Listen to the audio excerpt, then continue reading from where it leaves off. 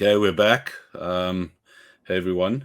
We did a show this morning, and it is now evening time in Cape Town, and we have a special guest, someone who really knows his stuff, Oliver Gale.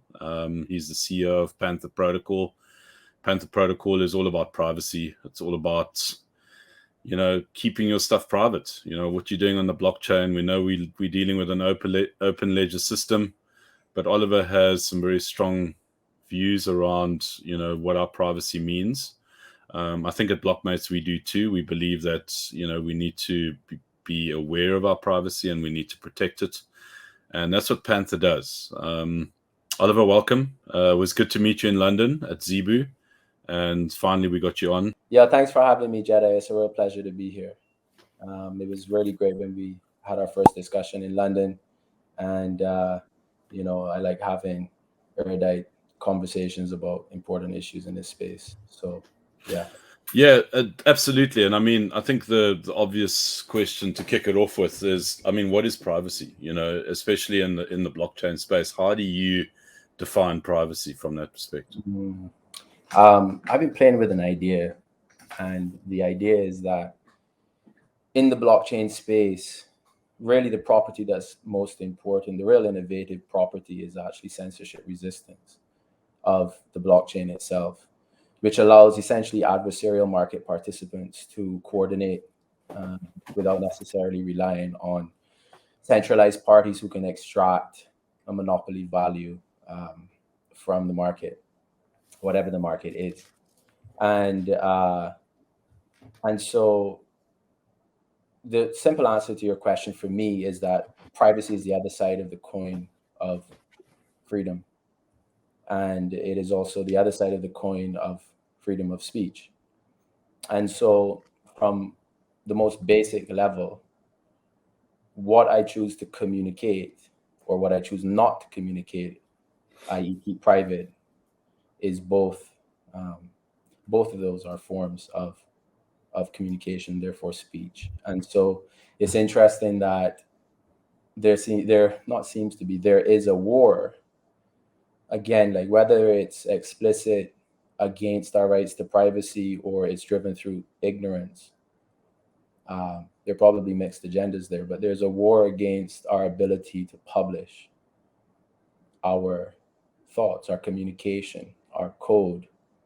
And there's an effort now to make smart contracts a legal entity, which is absurd. It's as absurd as making, and this is interesting, a computer a legal entity. Now, I think AI and self-direction raises the whole question, a whole other set of questions around what a legal person is. But smart contracts are essentially tooling. And so there are multiple things happening in the industry right now, and one of those is very dangerous, and it's the precedent of making immutable smart contracts liable for what the operators do with them. And so, there are multiple sides to that coin. One of the things that occurred to me recently, again, just in reflection, is that if I had perfect privacy, why would I need any censorship resistance? Like, why would the market, if everyone had perfect privacy, we can coordinate without having to rely on value extraction, essentially surveillance capitalism, data mining and extraction. And so one of the interesting properties of perfect privacy is a high degree of freedom. Of course, we don't live in any sort of digital economy where that's possible, where you're leaking information through your browser, you're leaking information through the hardware on your phone, you're storing data on the blockchain. It can eventually be decrypted, or you're transacting on a public blockchain. So, or the telecommunications infrastructure leaks privacy. So there are all sorts of privacy leaks, but what we have to do in Web3 is essentially build infrastructure that supports the restoration of that privacy. Primarily because privacy empowers democracy at a core level. And so we have to be able, furthermore, with the amount of time that we spend increasingly on our phones and devices, Web3, whatever you want to refer to it as, whatever sticker and label, we're spending more and more time in these economies. So how is it that we don't have the right to essentially close the virtual shutters of the windows to our home and be sovereign and free within your own space? So what we're doing is tackling this problem of how do you enable and restore privacy and at the same time integrate and enable enterprise and institutional DeFi, even government, government to business, to peer type services, both on the information layer between blockchains and on the transaction layer of sending value between counterparties on chain. So it's like a lot of words, can certainly break it down into different bite-sized pieces. You're muted there. I mean, it was a simple question. Apologies. It was a simple question. What is privacy? Yet it's got so many layers to it. And yet it's really, really a simple thing. And the way that I see it and why I think it's simple and the way that I sort of arrived at the no compromise perspective was we don't share our bank accounts with other people, right? The blockchain enables us to share a whole lot more, and to the extent that we can share exactly what it is that we have in our wallets and the rest of it. Yet in the real world, in inverted commas, we actually have laws which only entitle credit companies and banks to be able to access that information. Yet now we're in the realm where we're not supposed to have that privacy anymore. And I think that for me is kind of the real sticking point, is that why are the luxuries of privacy afforded outside of the blockchain, yet when we enter the blockchain, all of a sudden nefarious activities and all that kind of thing, those kind of things are top of mind. So that's the first thing. The second thing is, and part of my second question, and we can tie it all in because I know that you're going to love answering this question, is that, why is privacy necessary? Why is it ultimately necessary? And I know that you've touched on it already, but what is at the real core of why do you think privacy is necessary, or isn't it? I mean, maybe people think that privacy isn't. It's kind of like the Edward Snowden thing, where like people didn't think it was really such an issue for him to do what he did, yet it's such a major controversial talking point around privacy and what it means to people. Yeah, I mean, I'm going to start there. And again, something that is interesting for me, and I wouldn't say that it's the byproduct of being aware of it and then observing it and inferring a pattern, is the prevalence of privacy as the main marketing thrust for some of the biggest companies on the planet, particularly Apple and Samsung have run multiple campaigns. Facebook. Yeah. I mean, WhatsApp end-to-end encryption is allegedly a step in the right direction. I'm not sure the robustness of that, but I believe the statement, I suppose. I'm sure it's been validated. It's a step in the right direction. But first of all, people want privacy. 85% of people when surveyed on whether or not they care about being tracked by cookies say they do. So I care. 85, that's almost 9 out of 10 people. If you round up, it's 9 out of 10. Everyone cares about their privacy. The issue is there are a lot of trade-offs that you have to make in order to access privacy. Public blockchains really, the cryptography has only, like zero knowledge cryptography has only really recently reached the state where it can be used in production use cases, primarily around financial services. So, when Satoshi released Bitcoin, it's an interesting question to contemplate whether he certainly would have thought of having an encrypted and private ledger. I wonder if he had any comments and what his views were on whether the ledger should be private or pseudonymous. I think certainly a pseudonymous ledger is one where it makes it easier to scale the very difficult slopes of getting institutions and the world at large to accept that this distributed database is brought to consensus by miners is actually secure, robust, suitable, valuable. And that was the early years of adoption. That's what it was about, evangelizing Bitcoin and then blockchain technology. And now we sit at a place where you've got a plethora of design choices. And there's no question that a superior design choice is to have privacy for your on-chain transactions. And you can design the chain multiple different ways. However, adoption has happened with Ethereum, with Solana, with Bitcoin. These are the majors. And most of the chains themselves have public ledgers. So you have to design solutions around the existing network effects. At Panther, we're not taking the bet that Ethereum's network effects are going to be superseded by a privacy protocol. Could be, would love that to happen. Not sure it will. What we are sure is that we can build smart contracts on Ethereum and provide a suite of privacy tools, and that we can do that on any of the smart contract enabled L1s or L2s or LNs networks. And so we're taking that inverted thesis that we don't need to be the smart contract protocol that exists, and let them have the battle of efficiencies for their niches and respective use cases. What we want to deliver and what we're delivering is privacy on each of those chains. Private identity, private voting, private transactions, private institutional dark pools, zero knowledge disclosure schemes to enable you to disclose information to counterparties, in this case, institutions, without leaking that information to everyone else on earth forever and ever. Amen. Because you put it on a public ledger. Like, the question of whether the public ledger should even retain the transaction history, even if it's encrypted, is a different thing. I think what protocols like Mina do is really cool in not keeping the chain. But again, there's so many vectors to undermine privacy.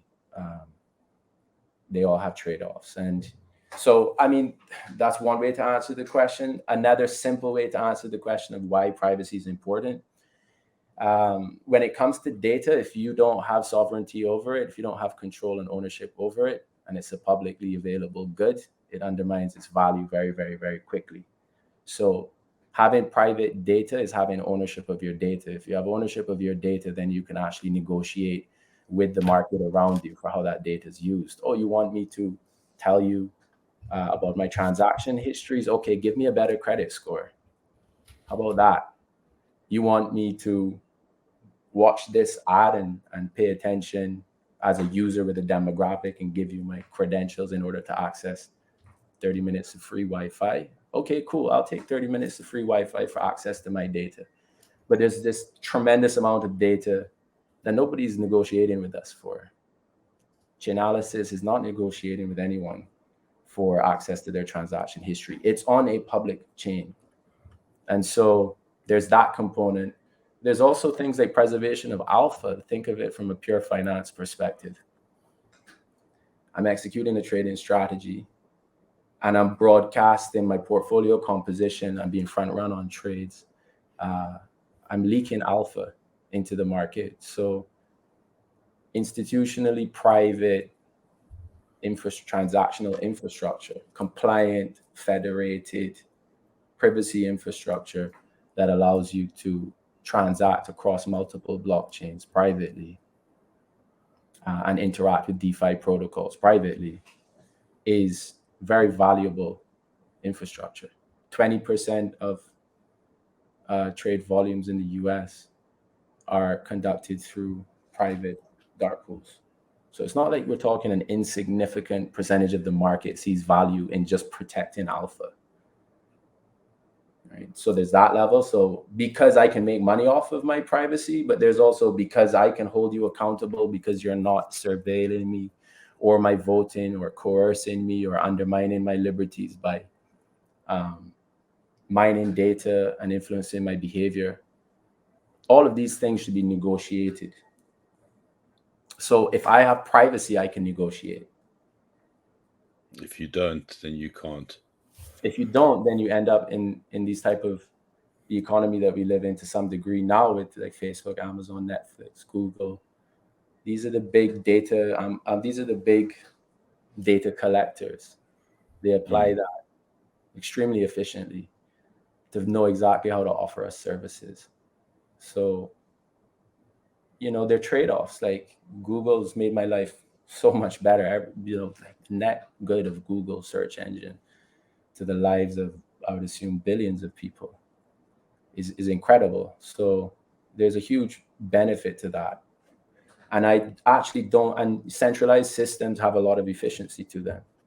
What we need is the ability to opt out if the system becomes oppressive.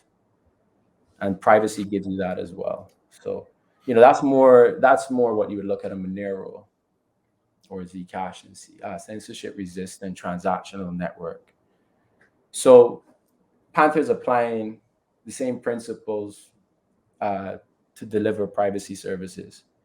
And we're using ZK snarks and enabling what we call compliance compatibility. And so that's the fundamental thrust. And I care about it because I want people to be free. I mean, it does in a way come across as like this ideology that is almost like people are almost willing to compromise because they don't want to be in a situation where they're compromised in other ways. Is my freedom to be able to get access to my money going to be compromised? Is my ability to catch the bus going to be compromised? Is my ability to go and buy food, which is, I think, an issue that's, if you believe even 20% of the news that you're reading in light of, propaganda and media propaganda and all that kind of stuff, let's assume that is going on. Even 20% of the truth that's coming out of places like China at the moment, that's concerning. People aren't adhering to whatever rules and regulations are in place. Mm-hmm. And because they're digitally compromised on that level, they're not obviously allowed to do what we think they're not allowed to do. And I think that's obviously very significant in light of what it is that you are essentially talking about. You are promoting it because it's obvious that you feel passionate about it.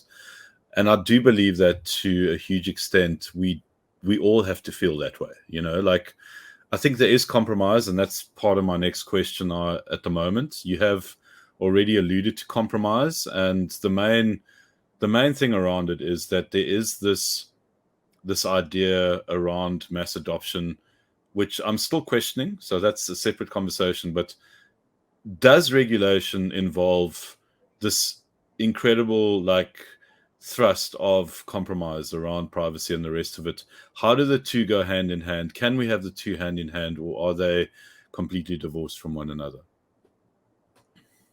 They definitely have competing incentives.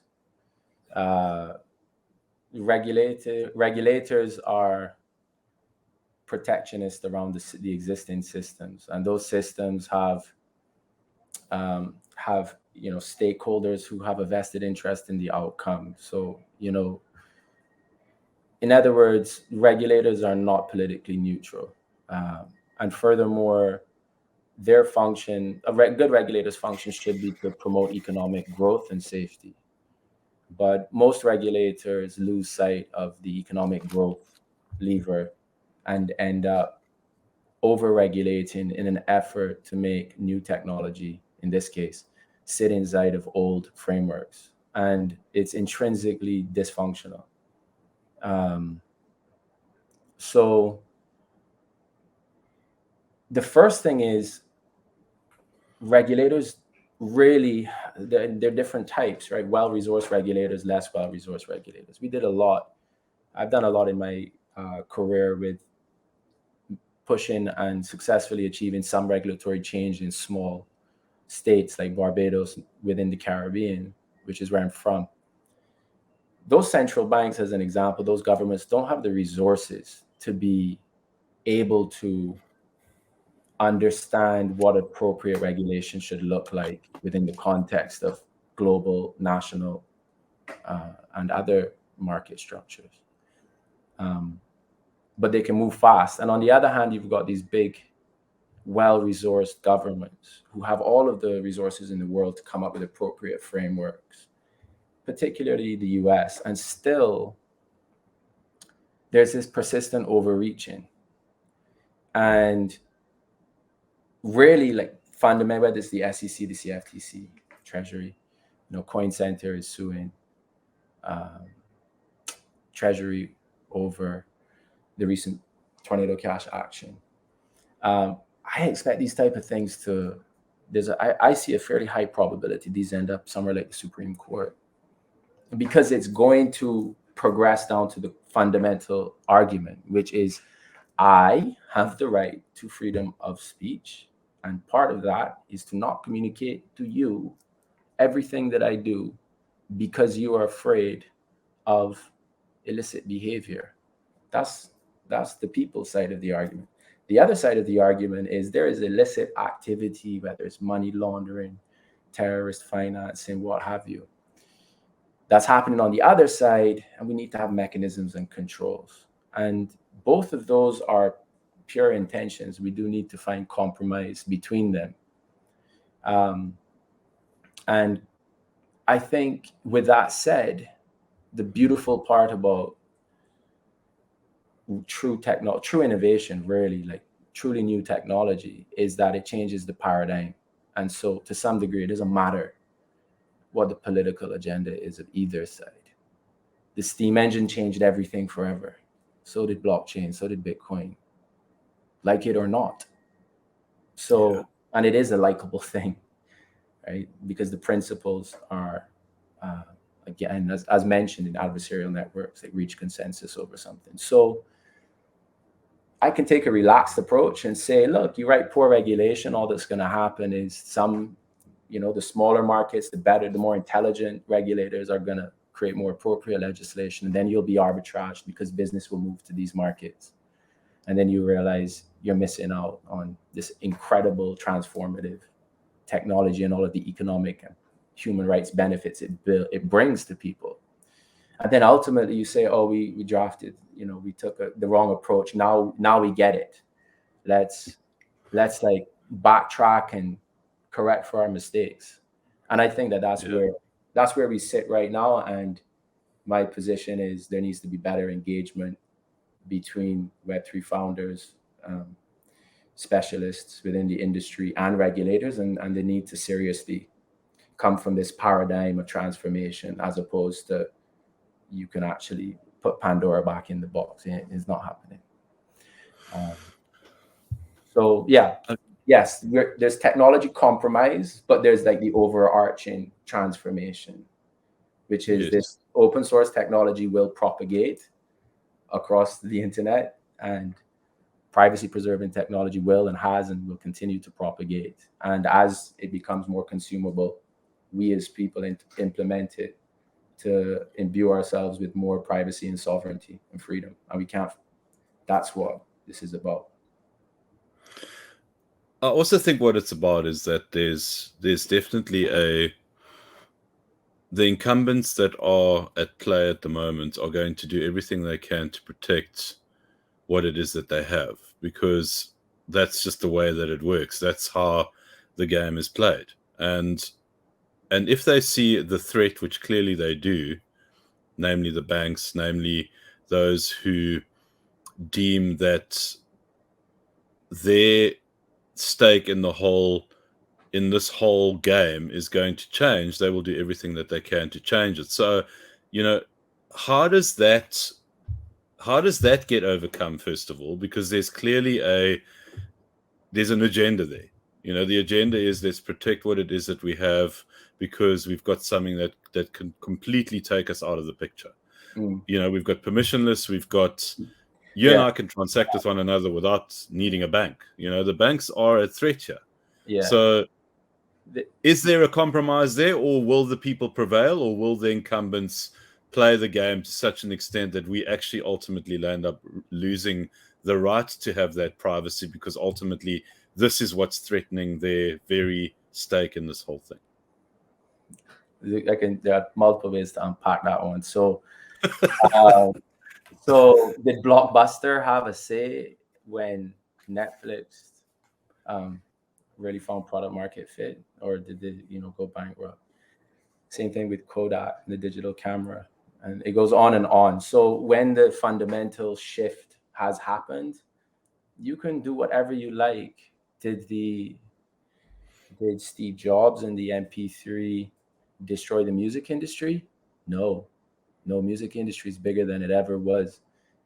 What it did, though, is it destroyed the CD-ROM business, the record business, right? And so, and what was happening in that prior era was these monopolists were extracting premiums off of tightly controlling the supply chain for the consumption of music.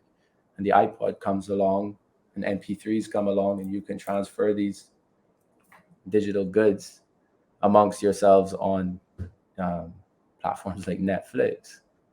And so, like, where does that resolve itself? Now you're in conflict. Now industry is in conflict with technology. And so huge enforcement actions are taken, and those fail because digital rights management can't stop people from pirating music.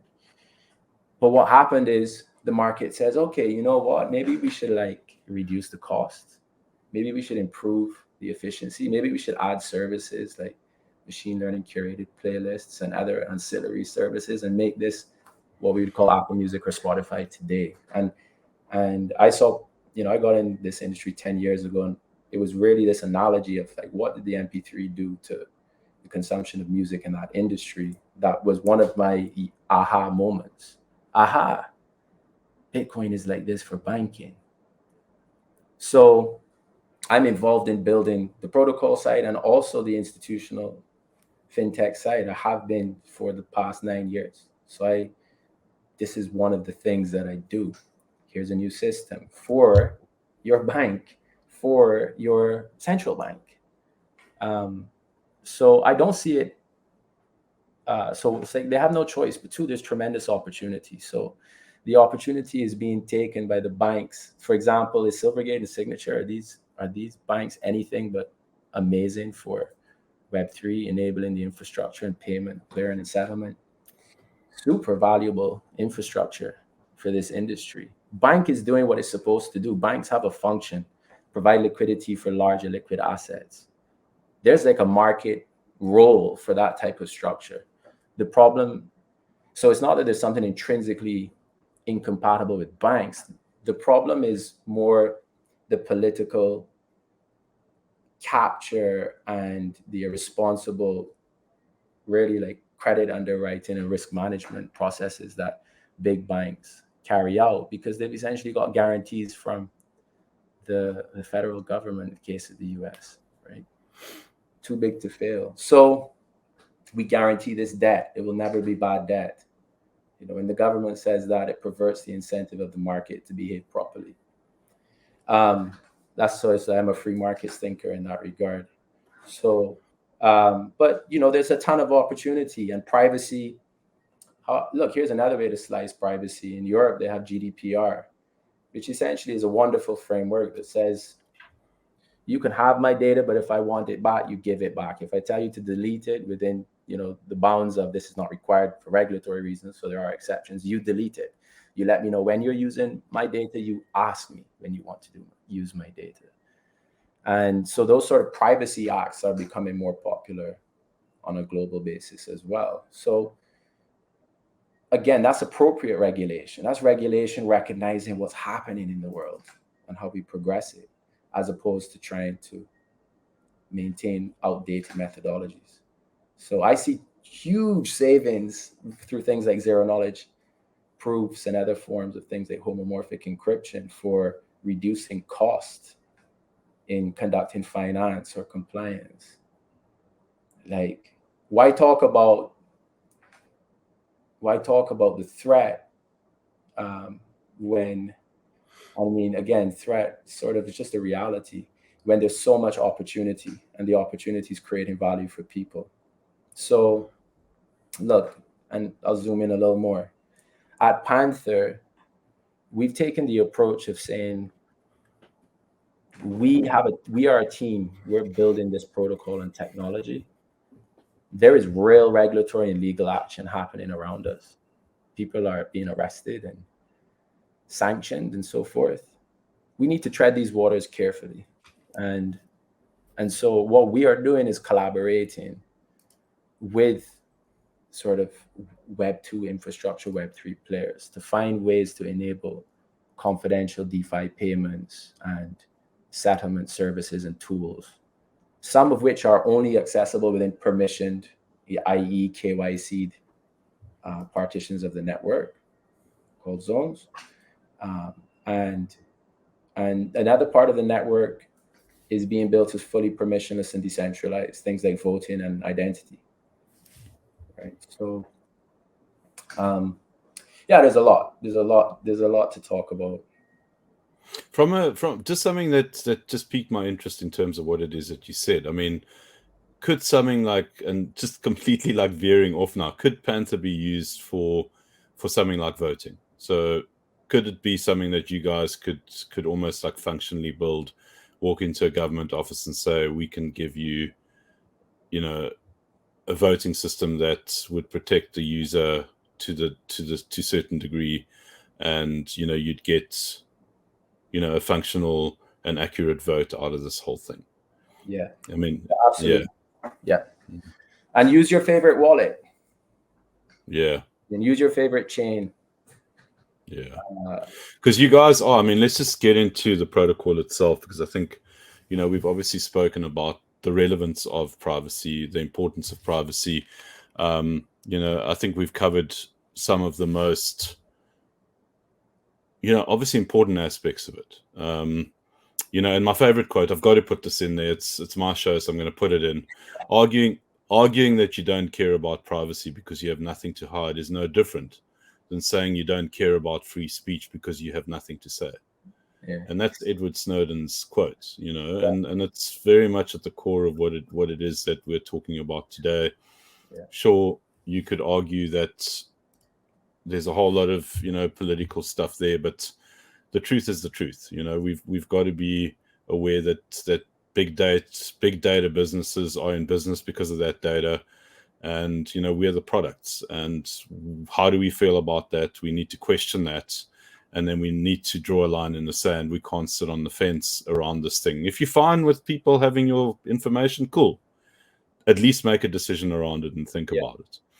But just coming to, you know, the protocol itself, obviously, you know, there is an ideology there. It's obviously very important. And I know that one of the issues that, you know, you were grappling with when you started this thing is that, do I dox myself or don't I? What are the implications of that? Tell us a little bit about that, because I think it's you know, it's in line with, you know, your ethos and your belief, and I believe it's very much part of what this chain is about, or rather this product is about. So yeah. So I can safely say there were some sleepless nights really reflecting on the implications of building a protocol like Panther. And my co-founder and I had extensive discussions about it, practically, philosophically assessing what the risks could be. And one of the cards on the table was, should we launch this as an anonymous team? And the decision was, well, no, we're not going to. Instead, what we're going to do is we're going to explore the space between privacy and compliance and regulation, and see if we can actually solve the problem in an effective way. And, you know, part of that, part of me wants to say, and it has been our vision, that we're going to deploy permissionless, immutable, smart contract technology that anyone can use if they wish to. As a matter of fact, We're not even going to deploy it. We're going to write it up as code, publish the documentation. There you go. It's in the world. Whatever the world wants to do with it, that's what we think, right? As like, here's the thought. It's well articulated, written in a language, and there's some explanatory documentation. So if somebody wants to deploy it, they can deploy it. If somebody wants to maintain it, they can maintain it. If someone wants to change it, they can change it. So on and so forth. That's like a decentralized protocol launch.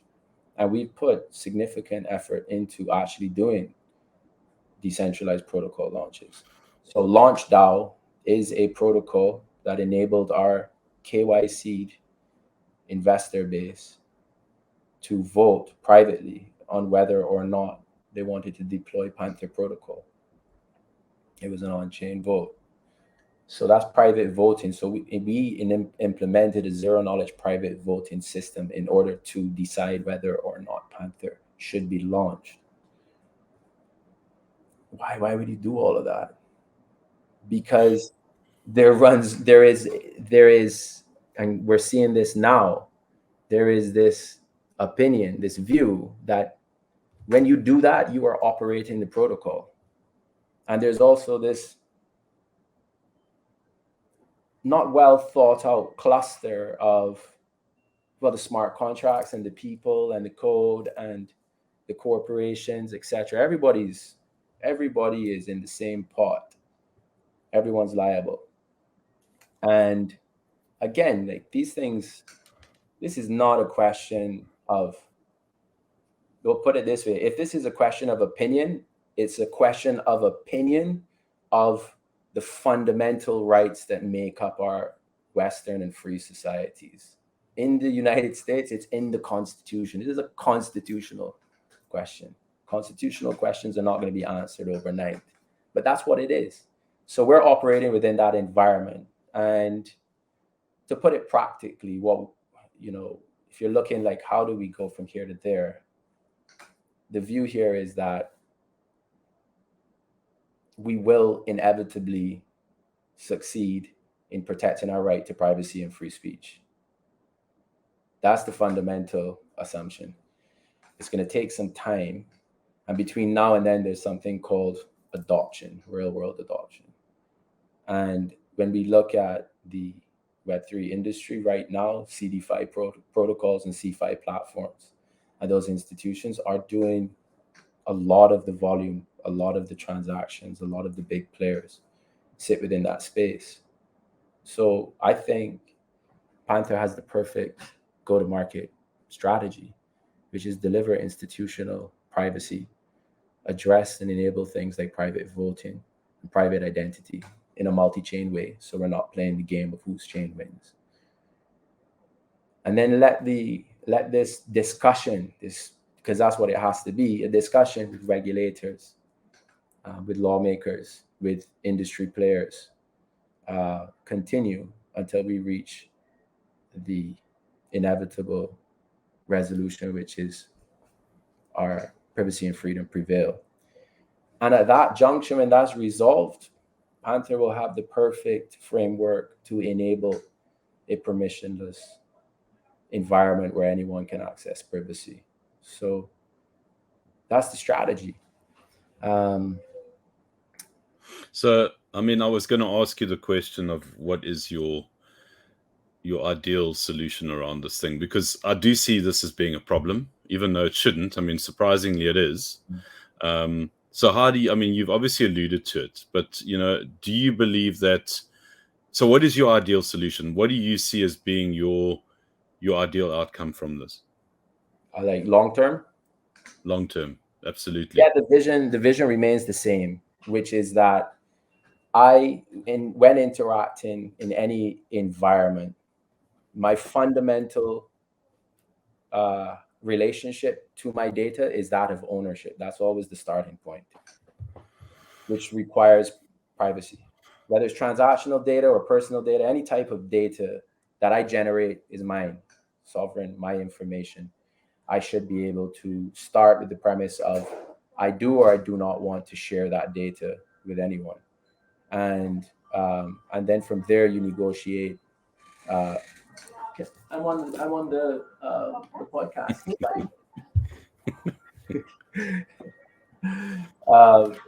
So yeah, the relationship is that of that's the starting point.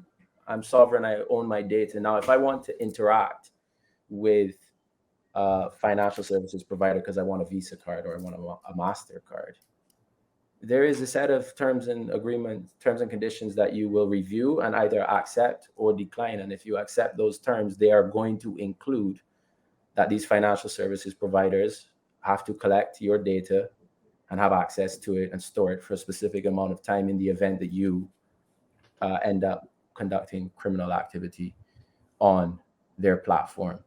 If you don't like that, that's cool. Just don't use the service.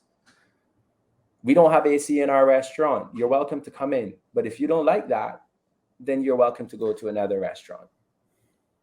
And that's like the fundamental relationship. You have a different relationship with your government. You have to pay your taxes. I can do that in a zero knowledge way, right? Still give them access. But there's another relationship there. You can participate as a legal citizen in this society, and we subsidize and facilitate infrastructure, certain values. And if you like enjoying the benefits of that society, then you pay your taxes. And so whatever the relationship that you enter into, it just starts from that first principle. And that first principle doesn't apply if there's a backdoor in the system. So yeah, it's a free world. Just insert a backdoor in the Apple phone. We won't use it. Now look, you have to negotiate these things at the end of the day. I can see incremental improvements. So what about you provide me with a proof every time you query my data through that backdoor? Because even though you're not going to disclose to me why you're doing it, you are going to publish that is something that you're doing. It creates accountability. And when we create that accountability, we empower people, and empowered people are better able to hold accountable the governments that serve them.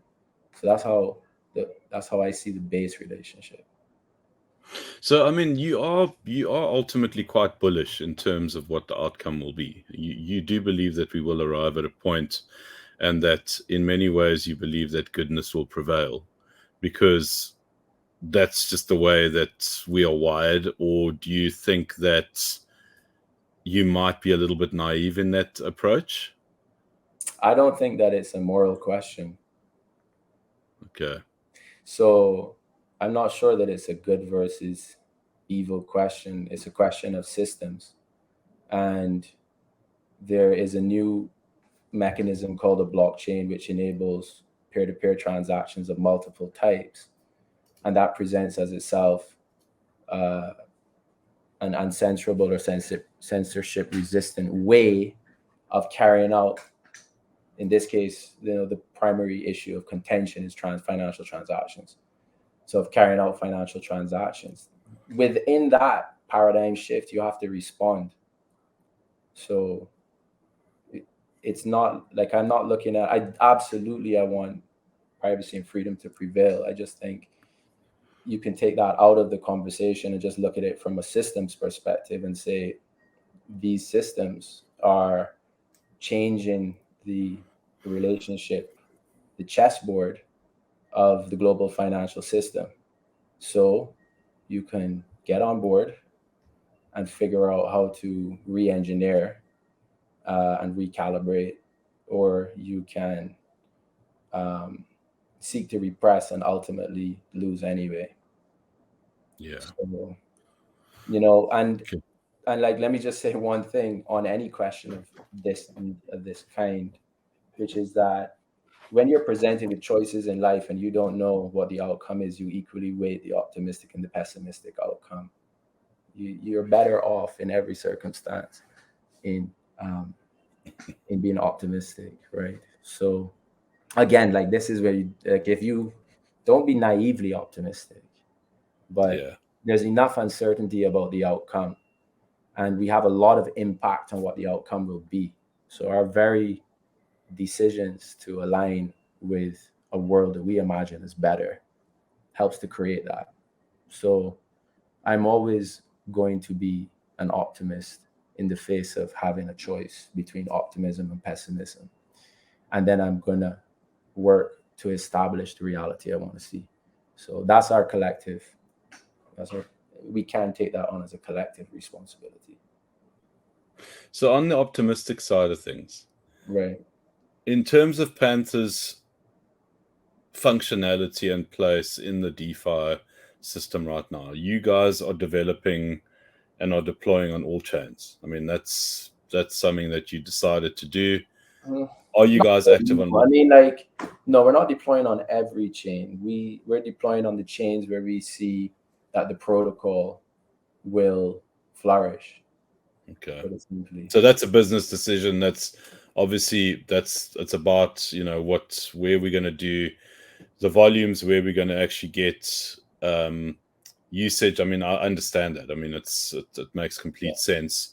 And where are you guys in terms of that deployment on the different chains? Are people using the protocol to your satisfaction? Has it been received in the spirit and in the light of the way that you feel about your protocol? Yeah, we have a really great community. We have a pretty large community as well, and there's some people in there who, really champion, advocate, understand, and believe in Panther as a web, what we see as a contender for the biggest seat in the Web3 privacy space, particularly around DeFi.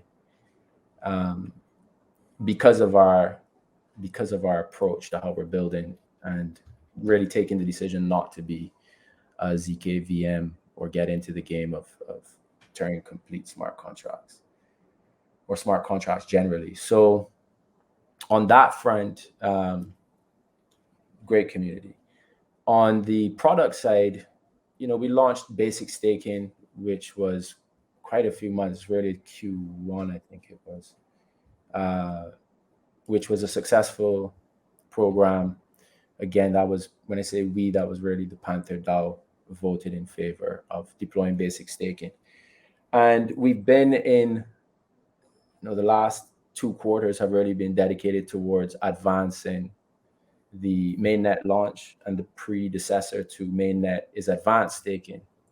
And advanced staking really brings into production a number of the ZK circuits and the real heavier lifting on the computational side for Panther. And so that's what we're calling V0.5. That's production ready. We've been re-strategizing, reassessing, and repositioning Panther in light of just a huge amount of regulatory action that's been taken recently by CFTC, SEC, US Treasury, from sanctions to fines. Really what's happening is regulators are trying to establish, US regulators in particular, are trying to establish paradigms which, primarily bring the DAO under the guises of some unincorporated legal entity or an incorporated legal entity. They're really trying to attach liability, and that changes the game fundamentally. So we've taken an approach of reassessing the playing field in order to determine what the winning strategy is now that the market's shifted. And that process is complete strategically. So when, advanced staking will be coming out soon, the protocol is continuing to decentralize. There's a progression towards decentralization. And there's a lot of discussion and progression on partnership around actually utilizing the multi-asset shielded pool at the institutional level. So, we're in a very good position in that regard as well. And really, like, things like the framework for governing the DAO, that takes time. You're talking about less than maybe 60. Some of these announcements are happening on a week by week basis. So weeks at most months, no more than 2 months on the other side of the spectrum, is when these market shifting structures come into play. And we want to make sure that we're playing the long game to ensure really that Panther Protocol, which is ultimately a fully decentralized privacy infrastructure run by its open source community and whoever wants to engage with it, is successful, and that we, as our team, is the Panther Ventures team. The Panther Ventures team has executed in a way where we don't jeopardize our freedom, and that where we stay active in this global regulatory discussion. So presenting solutions on both sides of the table. So the last thing that I want to just consider is that you started our chat this evening that the legal framework is looking to hold contracts accountable as legal entities. Is that correct? Yeah, pretty much. I mean, okay. I say pretty much because I'm not sure how well thought out the whole regulatory action that was taken on the Tornado Cash team was. So, I say yes. That's what it seems to position itself as. That's the position Coin Center is taking in the debate. And what I would say is that the long-term implications of that really matter. For us, being a pre-production technology stack that's essentially market ready, which improves on all of that basic infrastructure. I mean, with all due respect, we've made significant technological developments on the shielded pools and compliance disclosures and private bridges across chains, as well as adapters into other protocols. All of that technology, a large chunk of it is essentially ready, and the rest of it is all in various stages of development. That sits there, and we have the opportunity to deploy it into markets that are seeking to essentially, again, protect their alpha, protect their users, transact privately. And I see that as a huge de-risker and a great path to make progress over the coming years whilst this regulatory landscape sorts itself out. Because we're not going to sit on the sidelines waiting for an outcome. What we're going to do is find ways to get into the market and provide privacy services. So that's what we're doing. Okay. So I'd like to call it now, but yeah. I'd like to get you back on because I think that there's still a lot of questions that I have just around the protocol itself in terms of what the vision is, and I don't want to get into that now because I think it's quite tech involved. I mean, our community loves that kind of stuff. We'll bring quite a lot of them are going to be disappointed that we're not getting into it now. Right. But maybe we can bring a couple of your crew as well, and just get into it, and then also look at, I'd also like to explore, the benefits, obviously the financial benefits around this whole thing through fee structure. I mean, you've obviously alluded to, the staking side of it, and we'll get into that. Thanks, Oliver. Yeah, thank you. Yeah. We could we could do another 3 hours of this. Trust me. It's very easy, but it's important that we keep it on the hour. And we'll definitely circle back and chat about, the fundamentals of how this protocol works and more importantly, how it obviously benefits users out there, not only from the Panther community side, but just in terms of what it offers, around protocols that are already in existence and, obviously protecting privacy. I mean, it's such a huge issue. It's such a important issue. And yeah, man, thanks for coming on. Appreciate it. Appreciate your passion and your laser focus around this whole thing. It's really cool to see. I also feel very strongly about this issue. you know, and just, you know, for us as a community, it's like, I want to try and find, you know, the compromise and the solutions around this. And you've given us that today. You know, there's a lot to think about. And yeah, thanks so much for coming on. Thanks so much for having me, man. Appreciate it. Cool, man. Cheers, guys. Please like and subscribe. I mean, we never do that. But we never ask you guys to like and subscribe as much as we should, but please do so. We do appreciate it. Yeah, and we'll definitely revisit this topic soon, and give you guys more information around it and what it's about, and, you know, what the guys are doing in the space. Take it easy.